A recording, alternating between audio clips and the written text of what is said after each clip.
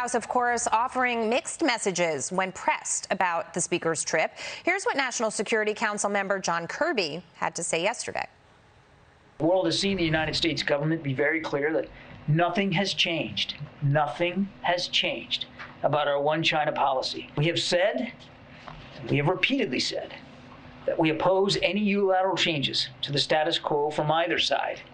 We have said that we do not support Taiwan independence, and we have said that we expect cross-strait differences to be resolved by peaceful means. There have been direct conversations with the Speaker and her staff before she left at various levels. The President did not speak directly with the Speaker about this trip. Let's get reaction from former Deputy Chief of Staff under Bush 43, Karl Rove. Karl, always great to see you.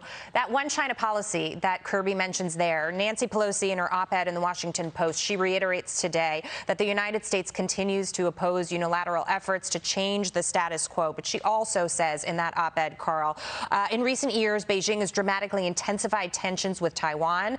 She goes on to say, leading the U.S. Defense Department to conclude that China's army is, quote, likely preparing for a contingency to unify Taiwan with the PRC by force. And obviously, that's one of the reasons that she's making a statement with this trip, that she's there right now. But that, of course, is the grave concern. Your thoughts?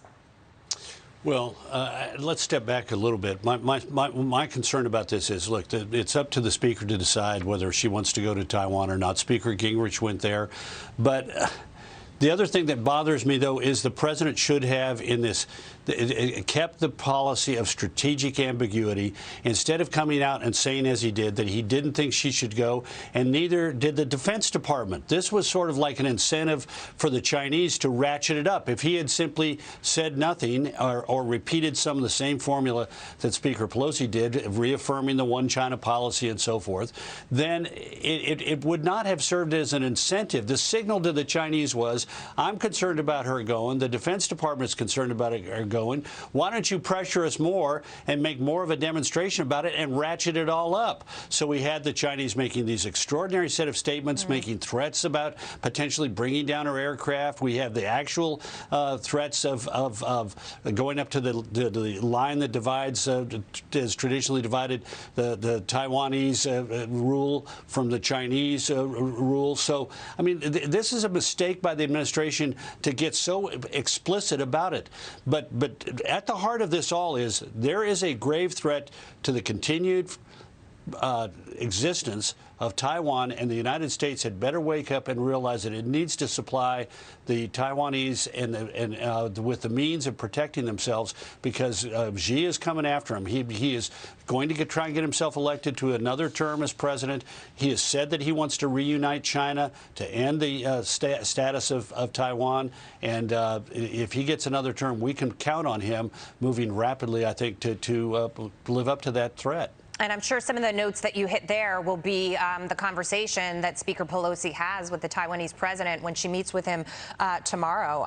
But, you know, we sort of look at how this unfolded, right? And I think you bring up a really good point in the fact that the White House and Pelosi seem to be on different pages here, and that instead of showing a unified front, I mean, even you've got GOP members saying, we never agree with Nancy Pelosi, but we agree with her on this. And so it was, you know, interesting to see sort of this this resistance in a way to be on the same page. And I don't think it's a coincidence that Pelosi's taking this position 98 days before the midterms. Well, Nancy Pelosi has long had this position. She has been a strong supporter of Taiwan. So perhaps it's parochial. She has a large number of Chinese-American constituents back home in San Francisco, many of them refugees from Taiwan, some of them refugees from mainland China. A lot of them are very much opposed to the Chinese regime in Beijing. So she's long had this position.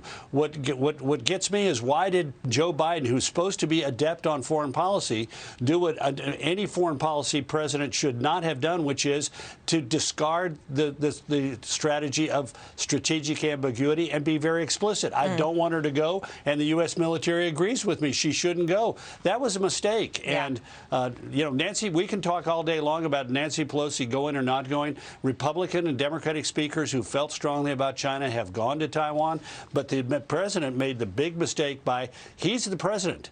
He should not have done that.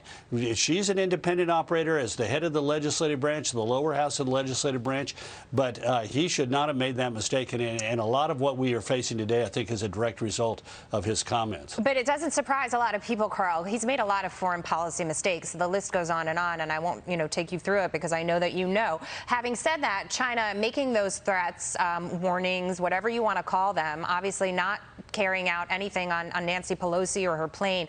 But the concern is that they'll take it out on the other side. They'll take it out on the Taiwanese. Already we know that China wants to impose new tariffs on Taiwanese goods. We also know from the military standpoint, China flying warplanes close to the median line of the Taiwan Strait. And so you wonder how this is going to play out in the coming days, how it's going to escalate with China not necessarily goading the U.S., but, going directly to the Taiwanese.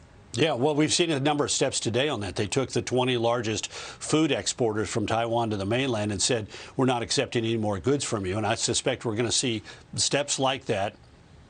Yeah. To sort of hurt the Taiwanese economy and to threaten the Taiwanese people. We also know, for example, they're going to do something they've never done before, and that is have a military exercise at encircling the island itself, which would be what they would do in an invasion. So we're likely to see this play out for days and weeks and potentially months after Speaker Pelosi's return.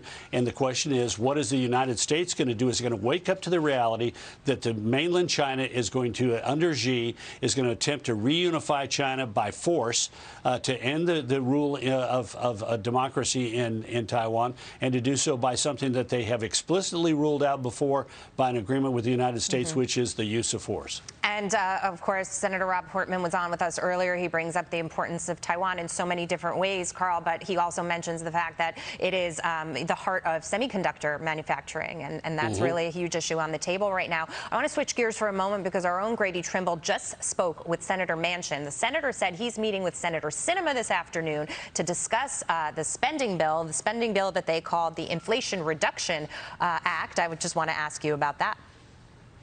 Well, first of all, I love Gerard Baker's piece in the Wall Street Journal today, which says that the title of that bill is a threat, is an insult to used car salesmen. It's not going to reduce inflation.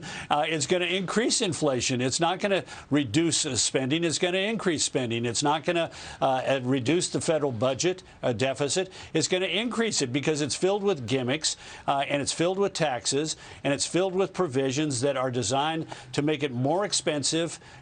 People who drive a gas-powered car are going to be taking money out of their pocket in order to put it into the pocket of affluent people, by and large, who want to buy an expensive electric vehicle. I mean, this is a disaster of a bill. Manchin has broken a whole series of promises that he made, that he said he would never invalidate. And let's see if Kristen Sinema, who's already made it clear in the past that she's opposed to some of these tax provisions in there, let's see how she reacts to being left out of the discussions and now being told it's time for you to fall in line. Yeah, she's been quiet on the issue so far, holding those cards very close to the chest. We'll see what happens. Karl Rove, always great to see you. Thank you. Jackie, thanks for having me.